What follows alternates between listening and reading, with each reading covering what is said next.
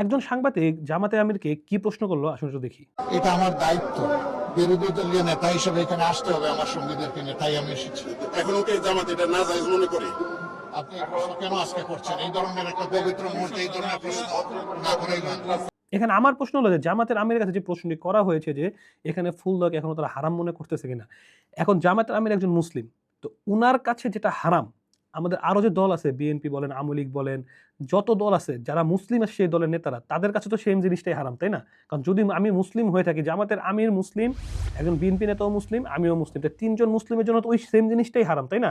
আমার জন্য একটা হারাম একটা হালাল, বা জামাত আমিরের জন্য একটা হারাম একটা হালাল, বা বিএনপি একজন নেতার জন্য একটা হারাম একটা হালাল, ব্যাপারটা তো এরকম না, তাই না? তাহলে যে সাংবাদিক প্রশ্ন করেছে, সাংবাদিক একজন হলুদ সাংবাদিক, আমি বলে মনে করি যারা বলে গণতান্ত্রিক সিস্টেমে ঢুকে গণতন্ত্রকে বাদ দিয়ে ইসলাম প্রতিষ্ঠা করবে, তার এটা কখনোই পসিবল না। কারণ এর জলজাত প্রমাণ হলো এটা যে শহীদ মিনারে ফুল দেওয়া বা তাদের শ্রদ্ধা করা, সেটা আলেমদের মতে কিন্তু হারাম, বা এটা ঠিক না, বা এটা জায়েজ নেই। তাহলে সে কাজটা কিন্তু, বা এটা ইসলামের কোনো দৃষ্টিভঙ্গি নয়, তো সেই কাজটা কিন্তু আমাদের জামাতে আমির করেছেন।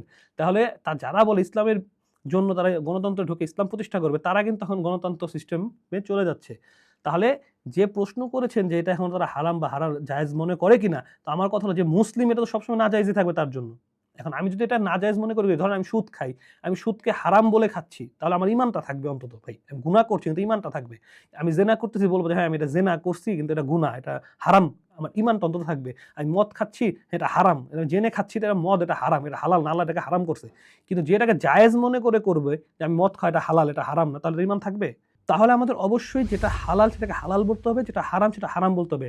আমিরে জামাত করুক আর আমি করি, আর বিএনপি কোনো নেতা করুক, বা আওয়ামী লীগের কোনো নেতা করুক, বা যে দলেরই যে বা করুক, বা একজন রিক্সা চালক করুক, যে মুসলিম তার জন্য ইসলামের সকল বিধান, যেটা মোহাম্মদ সাল্লাল্লাহু আলাইহি ওয়াসাল্লামের জন্য হারাম সেটা আমাদের জন্য হারাম, যেটা আল্লাহ রাসূলের জন্য হালাল সেটা আমাদের জন্য কি হালাল, যেটা আল্লাহ রাসূলের যেটা বিধান যেটা আমাদের জন্য কি বিধান, তাহলে যেটা রাসূল সাল্লাল্লাহু আলাইহি ওয়াসাল্লামের জন্য হালাল হারাম সেটা আমার জন্য কি হালাল হারাম করে দেওয়া হয়েছে।